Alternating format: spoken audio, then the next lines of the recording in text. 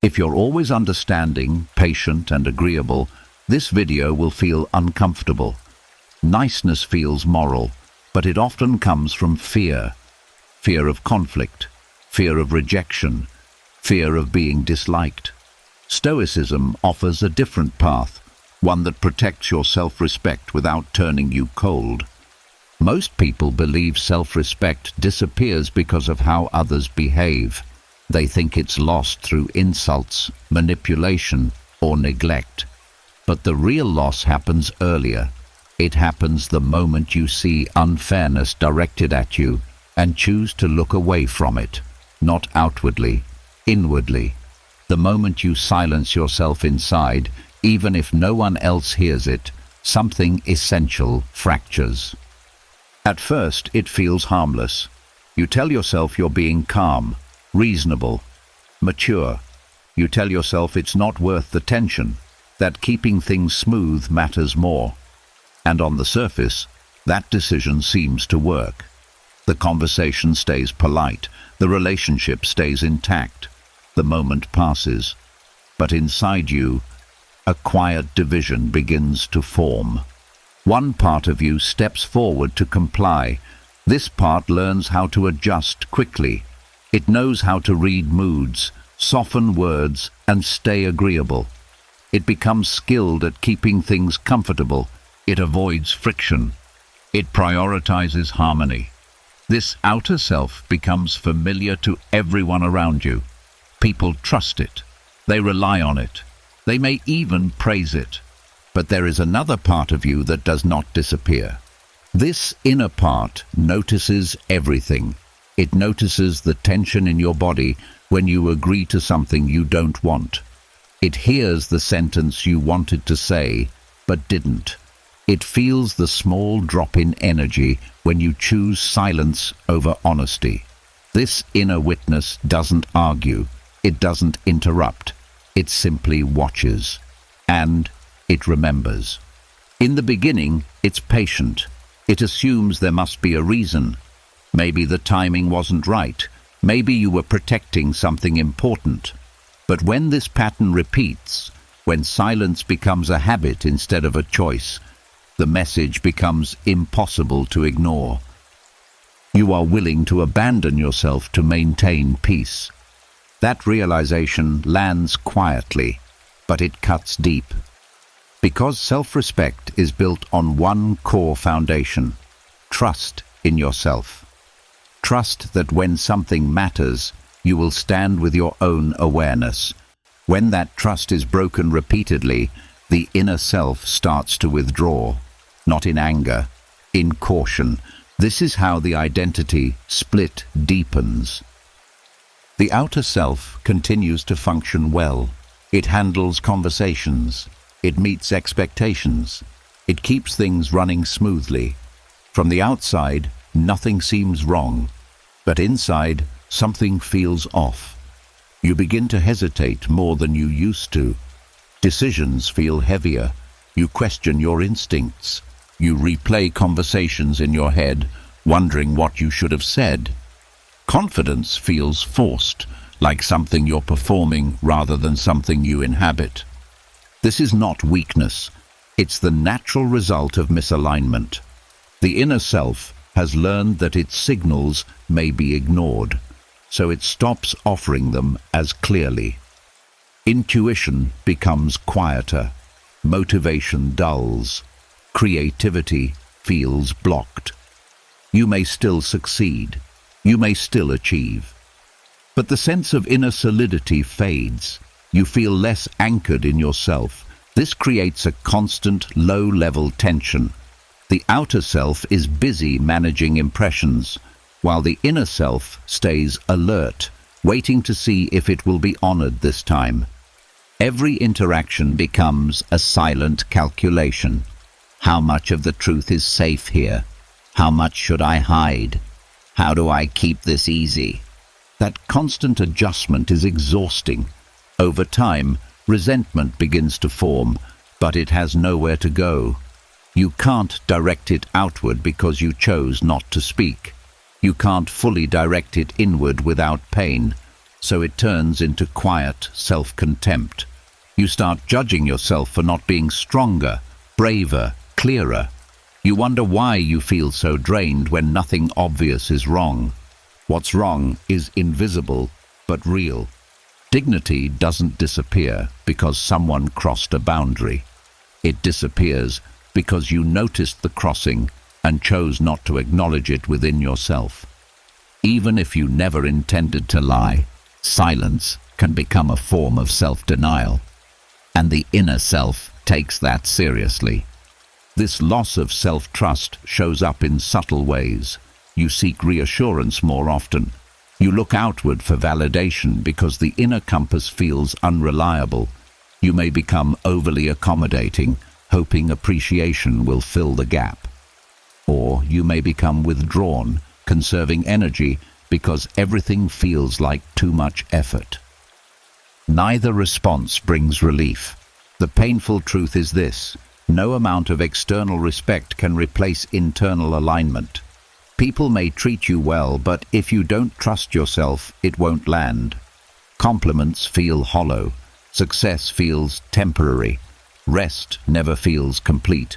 Something always feels unfinished. The inner self isn't asking you to fight every battle or speak every thought. It doesn't demand confrontation or conflict. It asks for one thing only: acknowledgement. It asks that when you notice something is wrong, you don't pretend you didn't see it, that you tell yourself the truth, even if you decide not to act on it immediately. That small act of honesty begins to repair the split. When you acknowledge your inner response, trust starts to return. Slowly, gently. You begin to feel more grounded. Decisions feel clearer. Energy returns. Not because life has become easier, but because you are no longer divided against yourself. Self-respect grows in quiet moments. In the pause where you admit, that didn't feel right. In the choice to honor your awareness, even privately. Each time you do this, the inner witness relaxes.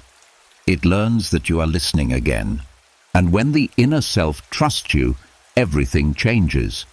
You move with less effort. You speak with more clarity. You don't need to force confidence because it's no longer performative. It's rooted.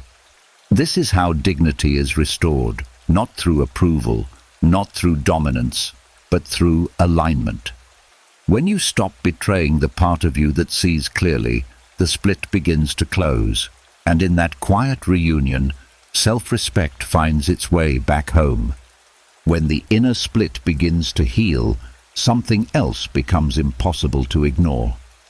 You start to notice not only that you give, but how much you give, how often, how quickly, how freely. And a quiet question rises that wasn't there before.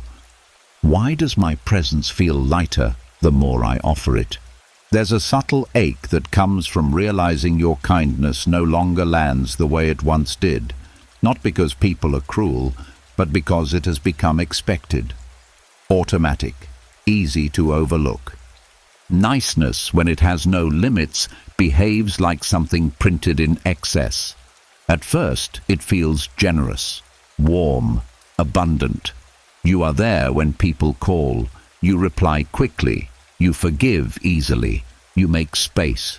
You offer patience even when you're running low. This feels like love. It feels like being a good person. But over time, something strange happens. The more available you become, the less weight your presence seems to carry. Not just to others, but to you. When you give endlessly, your emotional energy loses contrast. There is no pause, no absence, no moment where your presence is felt because it was briefly missing. You become like background music, pleasant, constant, but easy to tune out. People don't mean to devalue you. They simply adapt to what is always there. And the hardest part is this: you begin adapting too. You stop checking whether you actually want to give. You stop noticing the cost. You give because it's what you do, because it's expected, because saying no feels heavier than saying yes. Slowly, your kindness stops feeling like a choice and starts feeling like an obligation. When that happens, its value begins to drop inside you. This is emotional inflation. Just like money loses value when too much of it circulates without restraint, emotional generosity loses its impact when it flows without boundaries. Your time, your attention, your forgiveness, your availability, all of it becomes predictable. And predictability, when unchecked, breeds invisibility. You may notice that people don't ask how you're doing anymore. They assume. They don't thank you as often. They rely on you without acknowledging the effort it takes. Not because they don't care, but because you've taught them there is always more where that came from. Scarcity is not cruelty, it is structure. Self-respect requires that your presence has edges, that it is given intentionally, not endlessly. When everything is available all the time, nothing feels special, not even to the one giving it.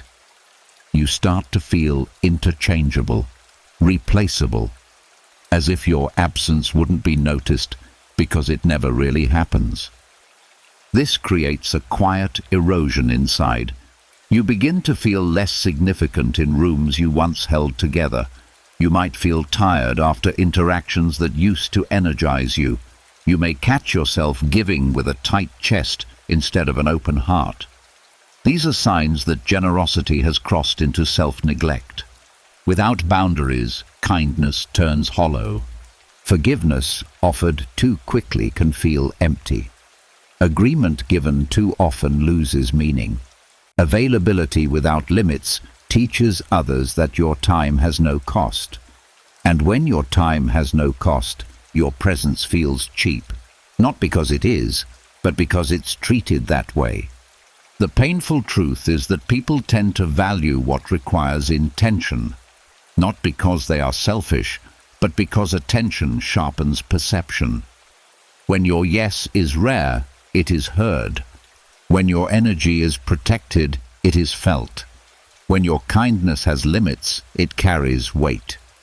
This does not mean withholding love, it means pacing it. When you begin to hold back just enough, something shifts.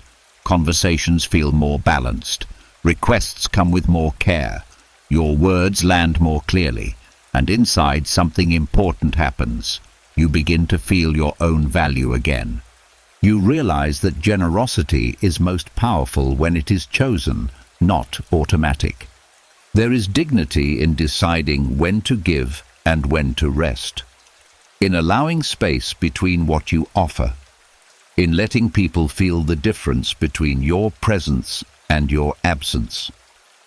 That space is not punishment. It's information. It tells others and yourself that your energy matters. As you restore that balance, kindness returns to its natural state. It feels warm again, honest, alive, no longer something you pour out until empty, but something you share with intention. And when you give from that place, it no longer disappears into the air. It lands. It stays. It means something. This is how self-respect strengthens quietly, not by giving less love, but by giving it with shape. As you begin to protect your energy and give with intention, another layer rises to the surface. Something that has been waiting patiently beneath years of politeness. It doesn't announce itself loudly.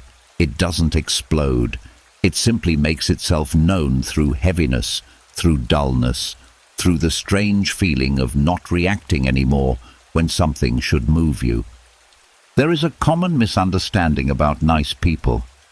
Many believe they are calm because they don't feel anger, that they are emotionally advanced because they don't react. But the truth is far more uncomfortable. Nice people feel anger deeply. They just don't let it move. They store it. Every time you want to say no and don't, something stays behind. Every time you laugh something off that hurt, Something settles inside you. Every time you tell yourself it's not worth it, that feeling doesn't disappear. It waits, and over time, those moments begin to stack on top of each other. Anger doesn't vanish when it's ignored. It compresses. At first, this stored anger feels manageable. You tell yourself you're being patient, you're being wise, you're choosing your battles, and sometimes that's true. But when choosing silence becomes automatic, the cost begins to rise. Your body remembers what your mouth didn't say. Your nervous system holds on to what your words never released. This is how delayed anger forms. It doesn't show up as rage. It shows up as fatigue, as numbness, as a sense that you're running on empty even when nothing obvious is wrong. You stop feeling sharp emotions, not because you're peaceful, but because you're overloaded. It's like carrying weight for so long that you no longer notice it, until you can't move properly anymore. This numbness is often praised. People say you're so calm, so unbothered, so mature. But inside, something important has gone quiet. The part of you that reacts to disrespect. The part that flares when a boundary is crossed. The part that says, "This matters." When anger is never expressed, it turns inward. Instead of protecting you, it starts draining you. You may notice that you don't care as much as you used to. Things that once excited you feel flat. Injustice doesn't spark action. It barely registers. You feel detached from your own emotional signals. This isn't growth. It's exhaustion. Anger has a purpose. It signals that something is wrong, that a value has been crossed, that a boundary needs attention. When that signal is repeatedly ignored, the system stops sending it as clearly. Not because the issue is resolved, but because the system is tired of being unheard. This is where self-respect quietly fades. When you no longer feel worthy of reaction, when you tell yourself that your discomfort isn't important enough to address, you begin to treat your inner world as something disposable. You stop advocating for yourself even internally, and that creates a hollow feeling that's hard to explain. You might say you're fine, and technically you are, but you're not alive in the same way. You move through conversations on autopilot. You agree without checking in. You feel irritated but don't know why. Or worse, you feel nothing at all. Stored anger leaks out in indirect ways. Passive comments, quiet resentment, sudden emotional shutdowns. You may snap at small things or withdraw without explanation. These aren't flaws in character. They are pressure releases from a system that has been holding too much for too long. The danger of delayed anger is that it disconnects you from yourself. When emotions are suppressed repeatedly, the body learns to conserve energy by numbing everything. Not just anger, but joy too. Enthusiasm dulls, curiosity fades, life feels muted. This is often mistaken for adulthood or realism, but it's not wisdom, it's depletion.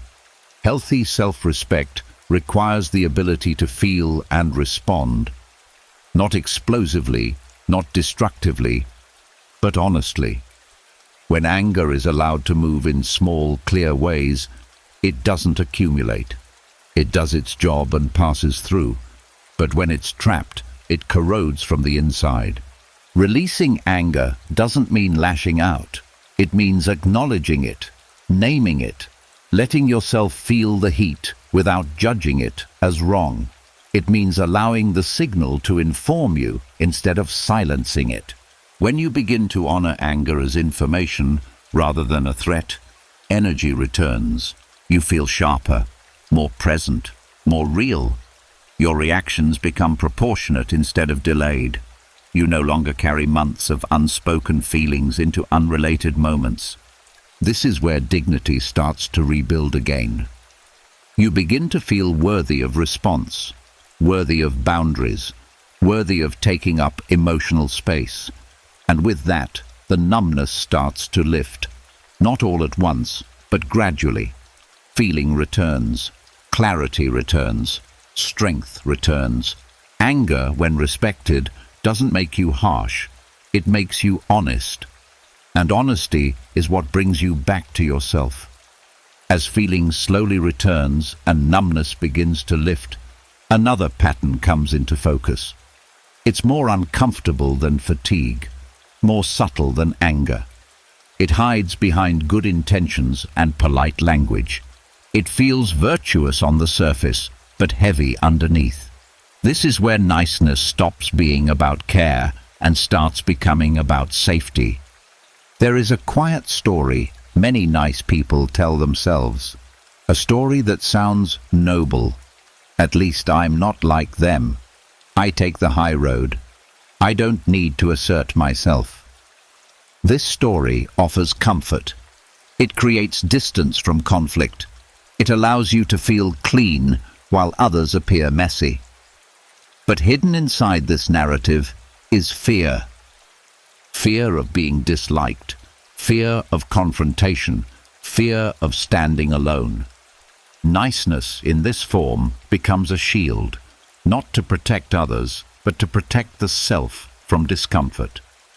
By placing yourself in the role of the good one, you no longer have to risk disapproval. You no longer have to say the hard thing. You don't have to test whether you'd still be accepted if you were honest. This is ethical avoidance. Instead of asking, what do I really want or need here? The question becomes, how do I stay morally safe? Goodness becomes an identity rather than a behavior. And once it becomes an identity, it must be defended. This is where comparison enters quietly. You begin measuring yourself against those who speak up, those who set boundaries, those who take up space. On the outside, you may criticize them as selfish, rude, or aggressive. On the inside, something else is happening. A tension, a quiet resentment, because part of you recognizes their freedom, their ability to act without asking permission. And that part aches. Rather than facing that ache directly, it gets buried under moral language. I'm just more considerate. I don't need to be like that. I care more than they do. These thoughts soothe the ego, but they weaken the core. Because your sense of worth is no longer coming from alignment or strength, it's coming from comparison. And comparison is fragile. The moment someone challenges your goodness, everything feels threatened. If you are seen as flawed, selfish, or wrong, the identity cracks.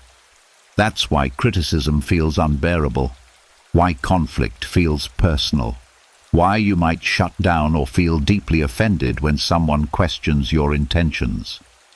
Self-respect cannot survive in this environment. Respect grows from choice, not image. From knowing you could assert yourself, but deciding consciously when to do so. From knowing you could disagree, but choosing wisely. When niceness is driven by fear, there is no choice, only avoidance. And avoidance slowly drains your sense of agency. You may notice that you feel morally exhausted, tired of always being the reasonable one, the understanding one, the bigger person. That exhaustion comes from holding yourself to a standard that isn't rooted in truth, but in fear of rejection. Goodness used as armor becomes heavy. It also creates distance from others. People sense when kindness is defensive, when it's used to maintain control rather than connection. Conversations stay shallow. Honesty feels risky. Real intimacy requires the willingness to be disliked at times. Without that, relationships remain polite but thin. Inside, the resentment grows quietly. You may feel irritated by confident people, annoyed by those who say no easily, frustrated by those who don't over-explain. This resentment isn't about them, it's about the parts of yourself you haven't allowed to exist, the parts that want to be direct, the parts that want to take up space without apologizing. Instead of integrating those parts, the moral superiority trap pushes them away. This creates a split where you are good on the surface and resentful underneath. Calm in words, tense in the body. Helpful in action, bitter in thought. This internal contradiction weakens self-respect because you are no longer honest with yourself about your motivations. True goodness doesn't need protection. When kindness comes from strength, it doesn't fear conflict. It doesn't need to prove itself. It can coexist with firmness. It can say no without guilt. It can be generous without resentment. It doesn't rely on being seen as better than others to feel okay.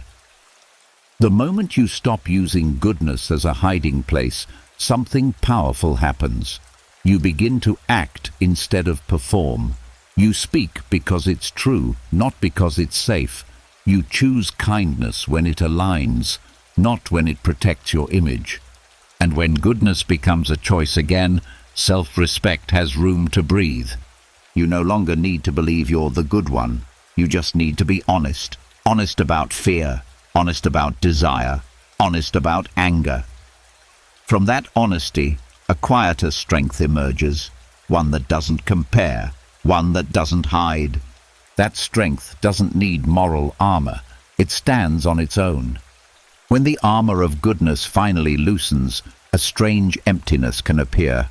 Not dramatic, not painful in an obvious way, just a quiet confusion. You're no longer hiding behind being the good one, but now another question surfaces, one that's harder to answer than expected. What do I actually want? This is where the long-term cost of self-neglect reveals itself. Excessive niceness doesn't only teach you to put others first. Over time, it teaches you to stop checking in with yourself at all.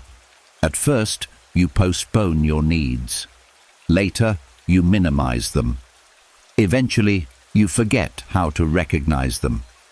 The internal signals that once guided you grow faint, not because they disappeared, but because they were ignored for too long.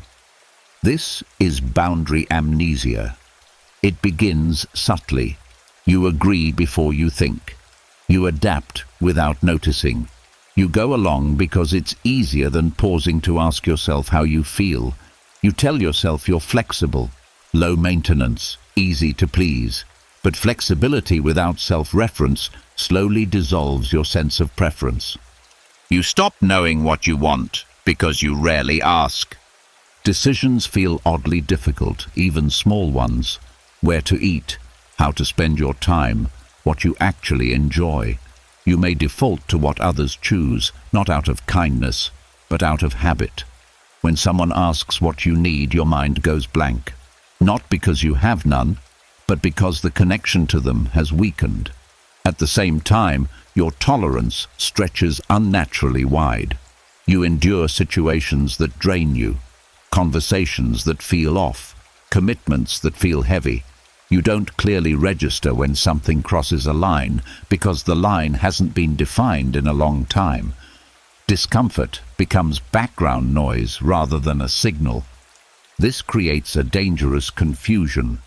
When you don't know what feels right, it becomes hard to know what feels wrong.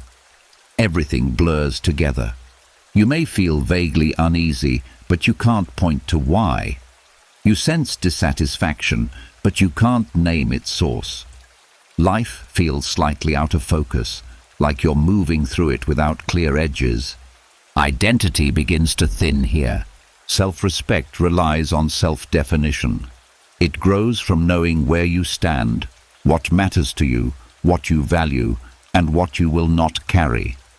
When preferences disappear, identity loses its structure. You become defined by circumstances, expectations, and other people's needs instead of your own inner compass. This is not humility, it's disorientation. Without clear preferences, you become highly adaptable but internally unstable. You fit anywhere, yet belong nowhere. You are agreeable, yet rarely satisfied. People may see you as easygoing, but inside you feel oddly absent from your own life. This absence often gets misread as depression, boredom, or lack of motivation, but the root is different. It's the erosion of self-reference. You haven't disappeared. You've just stopped being consulted. Relearning your boundaries doesn't start with confrontation. It starts with attention. It begins by noticing small reactions again. A slight tightening in the chest, a drop in energy, a quiet relief when something is cancelled. These are clues, signals from a part of you that has been quiet but never gone. Each time you notice without dismissing, the connection strengthens. Preferences return slowly. You start realizing that some things drain you more than you admitted. Some people require more energy than you can sustainably give. Some situations feel wrong even if you can't explain why. That's okay. Boundaries don't need justification to be valid. They only need awareness. As you rebuild this awareness, discomfort may increase temporarily, not because you're doing something wrong, but because you're finally feeling again. What was once muted becomes clearer. This clarity can feel unsettling, especially if you're used to ignoring yourself. But it's a sign of reconnection, not failure. With clarity comes choice. You begin to pause before agreeing, not to create conflict, but to check alignment. You give yourself permission to have preferences without defending them. You allow yourself to say, "That doesn't work for me," even if you can't fully articulate why. This is where identity starts to return, not as a fixed label, but as a living sense of self. You feel more present in decisions, more solid in conversations, less resentful because you're no longer constantly overriding yourself. Life feels more defined. Edges reappear. Self-respect grows quietly here. It grows when you honor your internal signals instead of overriding them. When you allow yourself to be specific rather than endlessly flexible. When you accept that being defined means sometimes disappointing others. Boundary amnesia didn't happen overnight, and it doesn't heal overnight. But each moment of self-definition restores a piece of what was lost. Each preference you acknowledge strengthens the sense that you exist as a person with shape, direction, and limits. And when you remember who you are, respect naturally follows. Not because you demand it, but because you finally stand somewhere solid enough to receive it. As your sense of self slowly returns, something else becomes clear. The calm you worked so hard to maintain doesn't feel calming anymore. It feels tense, fragile, like something that could break if you breathe the wrong way. You begin to notice that what you called peace was actually something else entirely. It was silence holding its breath. For a long time, niceness trained you to value harmony above all else. Smooth conversations, no raised voices, no uncomfortable pauses, no emotional ripples. You learned that if everything stayed pleasant on the surface, things were fine, and so you chose peace again and again, even when it meant swallowing what was true for you. At first, this feels like wisdom. You avoid unnecessary drama. You keep relationships stable. You tell yourself that honesty can wait, that the moment isn't right, that the issue isn't that serious. But harmony built this way has a cost. It depends on one person doing most of the bending. And over time, that bending becomes a quiet form of self-erasure. Peace that requires silence is not peace, it's control. Each time you suppress a truth to keep things calm, your body notices.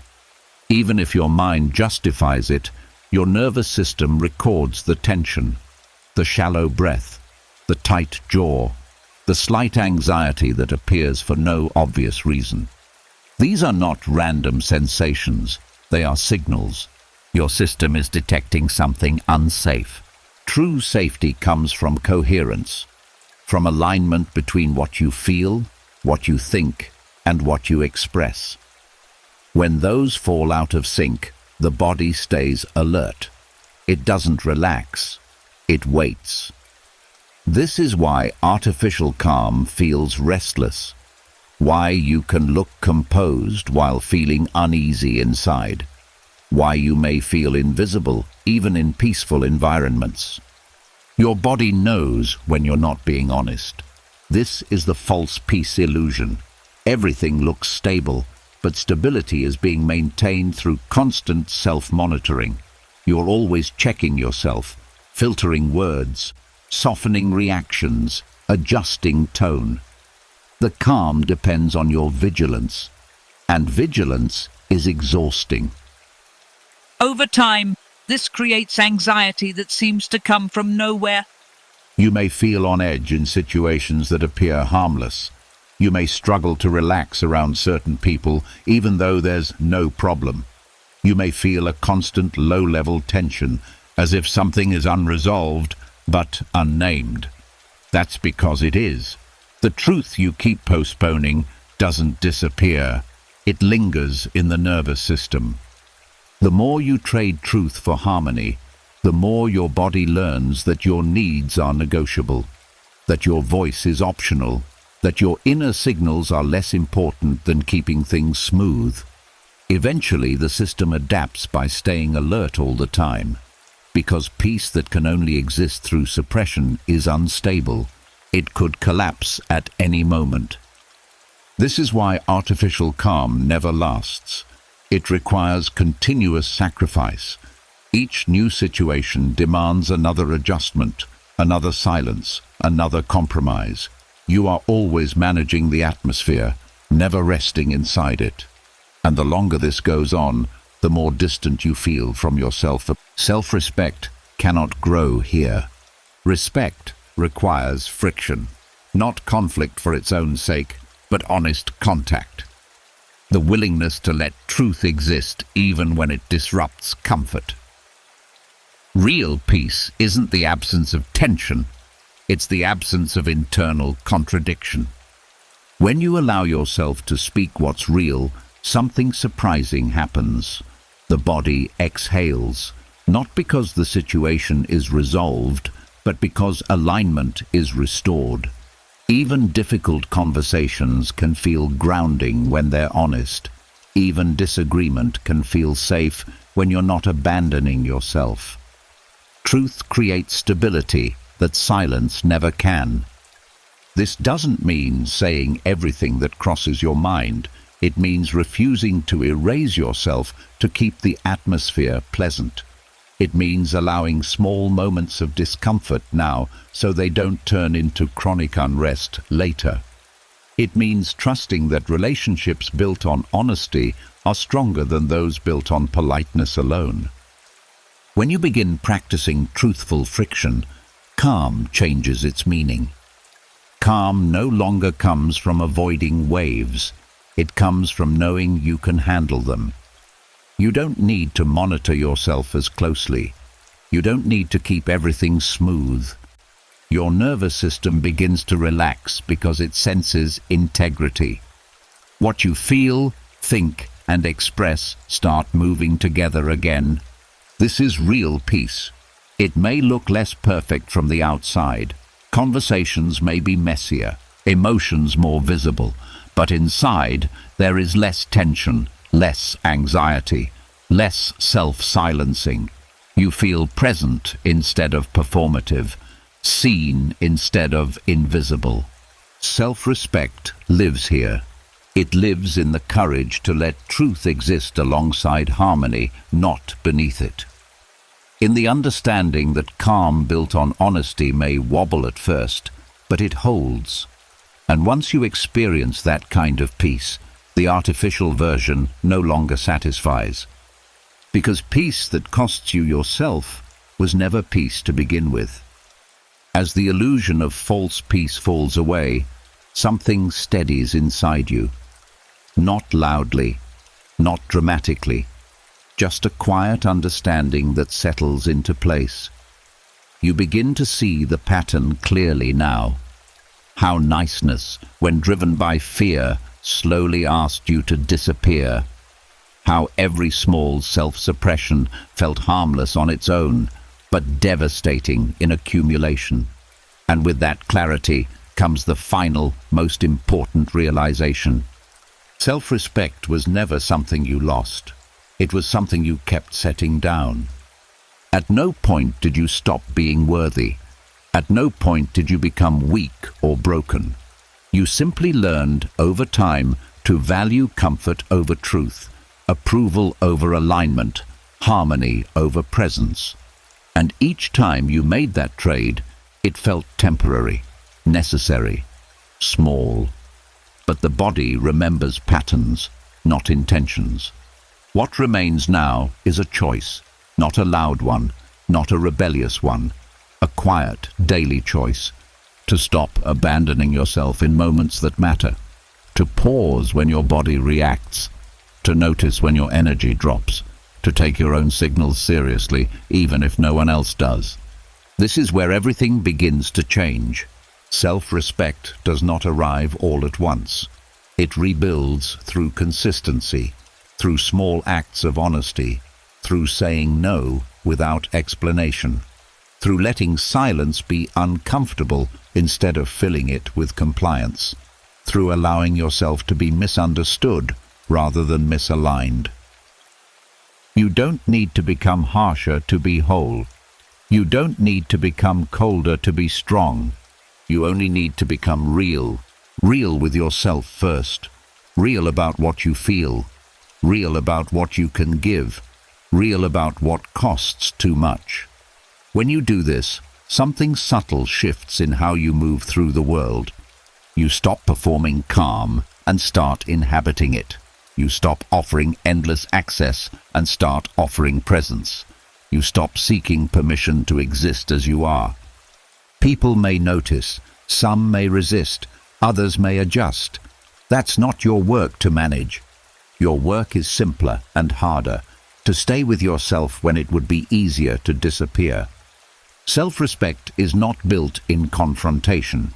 It's built in alignment. In the moment you notice a truth and don't rush to silence it, in the moment you feel anger and don't shame it away, in the moment you sense a boundary and honor it quietly. When you do this consistently, something powerful happens. Your voice gains weight, your presence gains density, your kindness gains meaning, not because you give less, but because you give from choice instead of fear. And perhaps most importantly, you begin to feel solid again. No longer hollow, no longer invisible, no longer at war with yourself. You feel anchored, defined, alive in your own body. This is what real peace feels like. Not smooth, not perfect, but honest. And honesty, practiced gently and consistently, restores everything niceness slowly took away. Being nice was never the problem. Losing yourself in the process was. What slowly drained your self-respect wasn't kindness, but silence. Not generosity, but overgiving. Not calm, but the fear of truth. Each time you ignored your inner voice, your value blurred. Each time you chose harmony over honesty, your strength thinned. And each time you stayed agreeable to stay safe, you stepped further away from yourself. But now you see it. Self-respect doesn't come from being liked. It comes from being aligned, from honoring your signals, from letting truth create friction when peace demands your disappearance. You don't need to become colder. You don't need to become harsher. You only need to stop abandoning yourself. And that changes everything. If something in this video touched a nerve, Leave a comment with, "I choose self-respect, not for me, for you." Because naming it is the first step to living it. And if you're ready for more conversations that cut through noise and return you to yourself, subscribe to the channel and turn on notifications. This is where clarity replaces confusion and strength replaces silence. You're not here to be endlessly nice. You're here to be real.